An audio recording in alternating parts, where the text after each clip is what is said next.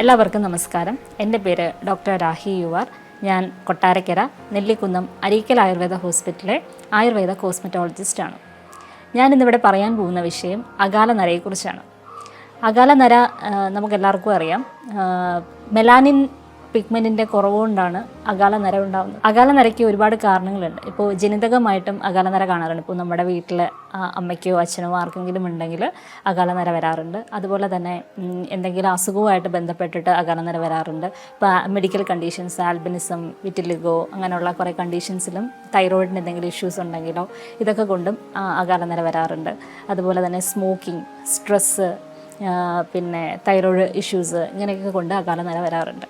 ആയുർവേദത്തിൽ ഇതിനെ പാലിത്യ എന്നാണ് പറയുന്നത്.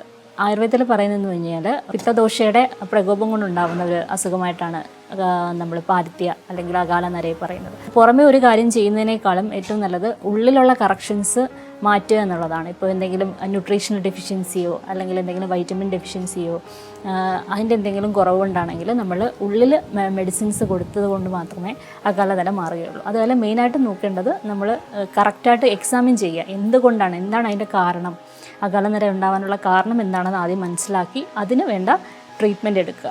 അതിന് ഒരുപാട് ട്രീറ്റ്മെൻറ്റുകൾ ആയുർവേദത്തിലുണ്ട്. മെയിനായിട്ടും വേണ്ടത് ഡയറ്റ് കറക്ഷൻസ് ആണ്. ഇപ്പോൾ ആഹാരത്തിൽ, അതുപോലെ തന്നെ വിഹാരങ്ങൾ, നമ്മൾ എന്തെങ്കിലുമൊക്കെ ചെയ്യുന്ന പ്രവൃത്തികളിൽ കറക്ഷൻസ് ചെയ്യുക. അതുപോലെ മാനസികമായിട്ടുള്ള വിഷയങ്ങളാണെങ്കിൽ അതിന് വേണ്ട ട്രീറ്റ്മെൻറ്റുകൾ എടുക്കുക. അതുപോലെ തന്നെ ആഹാരത്തിലാണെങ്കിൽ എരിവ്, പുളി, ഉപ്പ് ഇതെല്ലാം കുറയ്ക്കുക. അതുപോലെ വിഹാരം എന്ന് പറഞ്ഞാൽ നമ്മൾ ചെയ്യുന്നത് ഇപ്പോൾ രാത്രിയിൽ ഒരുപാട് ഉറക്കം ഉളയ്ക്കുന്നതും അതുപോലെ തന്നെ ഒരുപാട് ആതപസേവനം, അതായത് സൺ എക്സ്പോഷർ ഒരുപാട് ആവുന്നതും ഇതൊക്കെ കുറയ്ക്കുക. ഇതൊക്കെ പിത്തം കൂട്ടുന്ന കാര്യങ്ങളാണ്. അപ്പോൾ അതൊക്കെ ഒഴിവാക്കുക.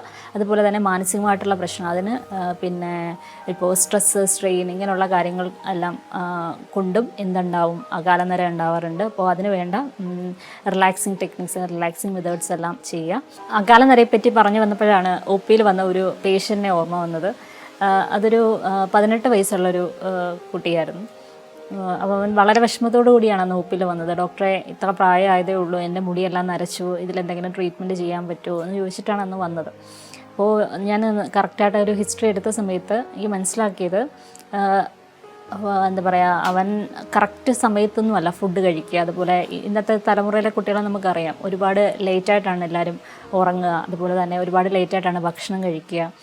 രാവിലത്തെ ബ്രേക്ക്ഫാസ്റ്റ് എല്ലാം സ്കിപ്പ് ചെയ്യുക. അപ്പോൾ ഇങ്ങനെയുള്ള കുറേ റീസൺസ് കൊണ്ടും എന്തുണ്ടാവും, ശരീരത്തിൽ പ്രകോപം ഉണ്ടാവാറുണ്ട്. അപ്പോൾ ഇങ്ങനെ ഉണ്ടാവുന്നത് മൂലവും അതുപോലെ തന്നെ എന്തെങ്കിലുമൊക്കെ ഉള്ളിലുള്ള കുറവ്, നമ്മൾ കഴിക്കുന്ന ഭക്ഷണം അത് ആഗിരണം ചെയ്യണമല്ലോ. അപ്പോൾ ഒരു അബ്സോർപ്ഷൻ ഇല്ലാതെ വരുമ്പോഴും ഇതുപോലുള്ള ന്യൂട്രീഷണൽ ഡെഫിഷ്യൻസി ആയാലും അതുപോലെ വൈറ്റമിൻ ഡെഫിഷ്യൻസി ആയാലും ഇതെല്ലാം ഉണ്ടാവും. അപ്പോൾ ഇതിൻ്റെയൊക്കെ കുറവ് കൊണ്ടാണ് ഈ അകാലനര വരുന്നത്. അപ്പോൾ അതിന് ഉള്ളിൽ നമ്മൾ രസായന പോലുള്ള ട്രീറ്റ്മെൻറ്റുകളും അതുപോലെ ഡയറ്റ് ഒന്ന് കറക്റ്റ് ആക്കുക. ഒരു ജീവിതശൈലിയിൽ വരുന്ന കുറച്ച് കാര്യങ്ങളുണ്ട്, അതെല്ലാം ഒന്ന് കറക്റ്റ് ആക്കിക്കൊണ്ട് വരികയും അതുപോലെ തന്നെ എന്താണ് വേണ്ടത്, ഇപ്പോൾ നമുക്ക് ബ്ലഡ് ടെസ്റ്റ് തന്നെ അതിൽ ഒരുപാട് വൈറ്റമിൻ D3യുടെ കുറവ്, വൈറ്റമിൻ ഡിയും വൈറ്റമിൻ ബി ഇതൊക്കെ ടെസ്റ്റ് ചെയ്യുക. ഫെർട്ടിൻ, കാൽസ്യം ഇങ്ങനെയുള്ള ഇതൊക്കെ ബ്ലഡ് ടെസ്റ്റ് ചെയ്യുന്നത് വഴി നമുക്ക് മനസ്സിലാക്കാൻ പറ്റും. ഇപ്പോൾ എന്തിൻ്റെയാണ് കുറവുള്ളത് അത് കറക്റ്റ്, അത് ഇൻറ്റേർണൽ മെഡിസിൻസ് വെച്ച് അത് കറക്റ്റ് ചെയ്യുക. അല്ലാതെ പുറമേ ഒരു ട്രീറ്റ്മെൻറ്റ് മാത്രം എടുത്തിട്ട് നമുക്ക് പിന്നെ അകാലനര ട്രീറ്റ് ചെയ്യാനായിട്ട് പറ്റില്ല. അപ്പോൾ ഉള്ളിൽ മെഡിസിൻസും കൊടുത്ത് പിന്നെ പുറമേ വേണ്ട എന്താണ് ട്രീറ്റ്മെൻറ്റ് വേണ്ടത് അതും കൂടെ ചെയ്ത് വരുമ്പോൾ എന്തായാലും അകാലനരയ്ക്ക് നല്ല മാറ്റം ഉണ്ടാവും. പിന്നെ ഇതിന് ആദ്യം മെയിനായിട്ടും വേണ്ടത് പ്രോപ്പർ എക്സാമിനേഷനാണ്. കാരണം ജനിതകമായിട്ട് വരുന്നതാണോ അല്ലെങ്കിൽ എന്തെങ്കിലും അസുഖങ്ങൾ കൊണ്ട് വരുന്നതാണോ, ഇതൊക്കെ നമ്മൾ കറക്റ്റായിട്ട് മനസ്സിലാക്കിയിട്ട് വേണം അകാലനരയ്ക്ക് ട്രീറ്റ്മെൻറ്റ് എടുക്കാനായിട്ട്. ആഹാര രീതിയിൽ വരുത്തേണ്ട മാറ്റങ്ങളും അതുപോലെ തന്നെ ജീവിത രീതിയിൽ വരുത്തേണ്ട മാറ്റങ്ങൾ ഇതൊക്കെ ചെയ്യുമ്പോൾ തന്നെ നമുക്ക് അകാലനരയ്ക്ക് നല്ലൊരു മാറ്റം ഉണ്ടാകാറുണ്ട്. അപ്പോൾ ഇതൊക്കെ വേണ്ട രീതിയിൽ ചെയ്യുക. വെള്ളം കുടിക്കുക, കറക്റ്റ് സമയത്ത് ഭക്ഷണം കഴിക്കുക, രാത്രി നേരത്തെ ഉറങ്ങുക, രാവിലെ നേരത്തെ ഉറക്കെണീക്കുക, സമയത്ത് ഭക്ഷണം കഴിക്കുക. ഇതൊക്കെ ചെയ്യുന്നത് വഴി അകാലനരയ്ക്ക് മാറ്റം ഉണ്ടാകും. എല്ലാവർക്കും നല്ലൊരു ദിവസം നേരുന്നു.